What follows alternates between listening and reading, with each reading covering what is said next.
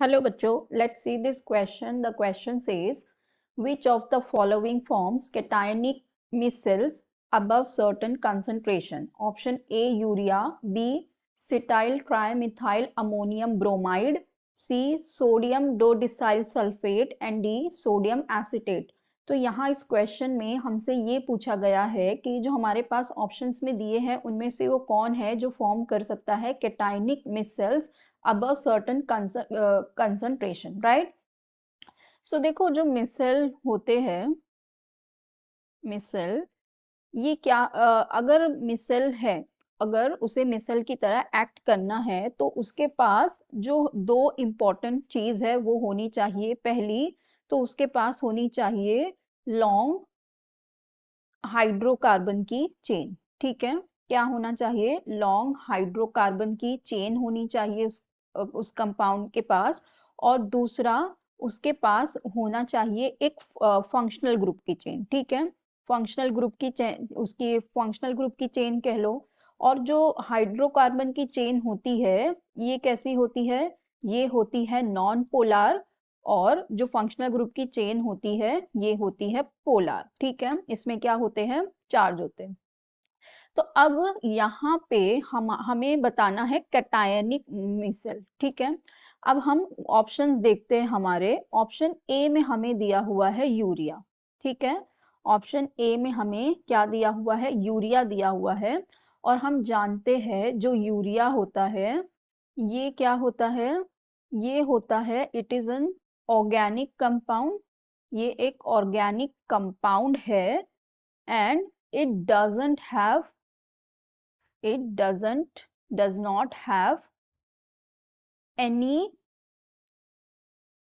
Polar part. ठीक है, इसमें कोई भी पोलार पार्ट नहीं है। एज वी सेड के मिसेल होने के लिए हमें दो चीज चाहिए, एक नॉन पोलार पार्ट और एक पोलार पार्ट। ठीक है, तो इसके अंदर कोई भी हमें यहाँ पे पोलार पार्ट नहीं दिख रहा, तो ये तो मिसेल होगा ही नहीं, राइट? अब हमारा ऑप्शन बी को अगर हम देखें, ऑप्शन बी में हमें दिया हुआ है सिटाइल ट्राइमिथाइल अमोनियम ब्रोमाइड। ठीक है, अगर हम इसका स्ट्रक्चर देखें तो ये कुछ इस तरह से होता है। यहाँ पे हाइड्रोकार्बन की चेन होती है जिसके अंदर 16 हाइड्रोकार्बन होते हैं। ठीक है, सॉरी 16 कार्बन की चेन होती है। तो ये यहाँ पे इससे 15 कर लो, ये कुछ इस तरह से हो जाएगा।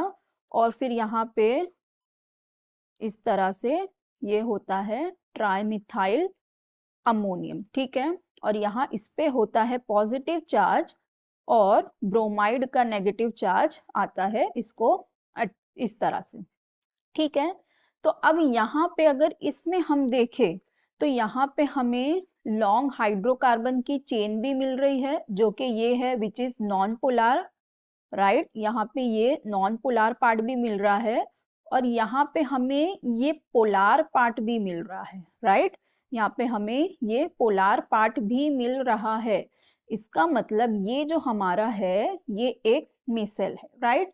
और अगर हम देखें तो यहाँ पे इसके पास ये पॉजिटिव चार्ज है, तो ये एक कैटायनिक मिसेल है। ठीक है, ये कैसा है? ये एक कैटायनिक मिसेल है। तो हमें यही बताना था, तो यही हमारा एक्चुअली करेक्ट ऑप्शन भी हो जाएगा। बाकी के भी ऑप्शंस चेक कर लेते हैं। अगर हम ये जो सी में दिया है इसकी बात करें which is sodium dodecyl sulphate, right? ये जो सोडियम डो डिसाइल सल्फेट होता है इसमें क्या होता है? इसमें होते हैं CH3 CH2 11 हो जाएंगे। यहाँ पे 12 कार्बन की चेन होती है। फिर ये होता है ऑक्सीजन से अटैच। ये कुछ इस तरह का स्ट्रक्चर होता है, राइट? और अगर हम यहाँ पे देखें तो यहाँ पे होता क्या है? ये जो ऑक्सीजन है एक, ये नेगेटिवली चार्ज होता है। ठीक है, और फिर जो सोडियम है पॉजिटिव वाला वो क्या करता है? इसको इस तरह से आता है। ठीक है, तो अगर हम यहाँ देखें तो यहाँ पे हमारे पास ये नॉन पोलार पार्ट भी है और यहाँ पे ये हमारे पास पोलार पार्ट भी है, राइट? लेकिन ये जो हमारा सोडियम डोडिसाइल सल्फेट है ये एक एनायनिक मिसेल है। ठीक है, ये मिसल है, लेकिन ये एक एनायनिक मिसल है और हमें कैटायनिक बताना है, तो ये भी हमारा ऑप्शन रॉन्ग हो जाएगा। ठीक है, फिर नेक्स्ट हमें दिया हुआ है सोडियम एसीटेट। अगर हम सोडियम एसीटेट की बात करें तो सोडियम एसीटेट किस तरह से होता है, यहाँ पे होगा CH3 और CO, इस पे माइनस और इस पे Na+। ठीक है, तो अब देखो यहाँ पे अगर हम देखें तो हमारे पास यहाँ पे तो लॉन्ग हाइड्रोकार्बन की चेन ही नहीं है। ठीक है, ये हमारा रॉन्ग हो जाएगा क्योंकि इसके पास लॉन्ग हाइड्रोकार्बन की चेन ही नहीं है। तो हमें बताना था which of the following will form cationic micelle above certain concentration, तो हमारा करेक्ट ऑप्शन हो जाएगा option B. So I hope you understood it well. Best of luck. Thank you.